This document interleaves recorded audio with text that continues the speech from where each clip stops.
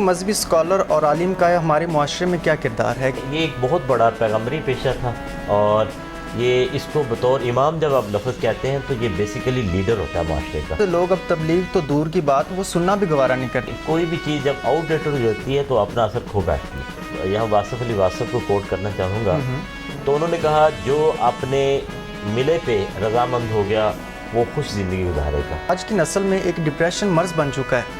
آپ دیکھیں پیچھے ہمارا طرز زندگی کیسا رہا ہے، ہمارا طرز زندگی اس سے کم تر تھا، لیکن اب زیادہ ہونے کے باوجود اب ایسی دوڑ، مادیت کی دوڑ لگی ہوئی ہے کہ ہر بندہ چاہ رہا ہے کہ وہ زیادہ سے زیادہ، اگر کسی کے پاس ایک گاڑی ہے تو 2 گاڑی کی طرف جانا چاہ رہا ہے۔ آپ کی زندگی کا کوئی ایسا سبق جو آپ اپنے لاکھوں ویورز کے ساتھ شیئر کر سکیں، جو سننا چاہتے ہیں؟ یہ میں نے جیسے پہلے بات ہوئی، آپ نے بات کی ڈپریشن کے حوالے سے، تو خاص طور پہ نوجوان کو کہوں گا کہ نوجوان ہی کسی قوم کا سرمایہ ہوتا ہے۔ ٹھیک ہے۔ تو اگر ہمارا نوجوان وہ بھٹکا ہوا ہے، نوجوان کو ڈائریکشن نہیں مل رہی، تو اس کے لیے میں یہی کہوں گا کہ دیکھیں سب سے پہلے اپنی ایک ڈائریکشن طے کر لیں کہ میں نے زندگی میں کیا بننا ہے۔ کیا آپ سمجھتے ہیں جو ہمارا تعلیمی نظام ہے یہ ہماری آنے والی نسل کے لیے یا ہمارے بچوں کے لیے کافی ہے؟ نظام تعلیم الحمدللہ بہت اچھا ہے۔ پرابلم اس وقت یہ ہے کہ ہمیں اس کو صحیح طرح امپلیمنٹ نہیں کیا جا رہا۔ آپ دیکھیں جب امپلیمنٹ کرنے کا ابھی ایک بہت اچھا اس گورنمنٹ کا سٹیپ ہے کہ انہوں نے ایک سلیبس جو ہے طے کر کے لائے ہیں، اللہ کرے کہ ایک لانگ ٹرم جو ہے نا ہم اس کو چلا سکیں، پھر اس کے نتائج آتے ہیں۔ کبھی نہیں ہوا کہ ہمارا ڈاکٹر باہر جا کے جو ہے نا ناکام ہوا، صرف پرابلم اس وقت یہ ہے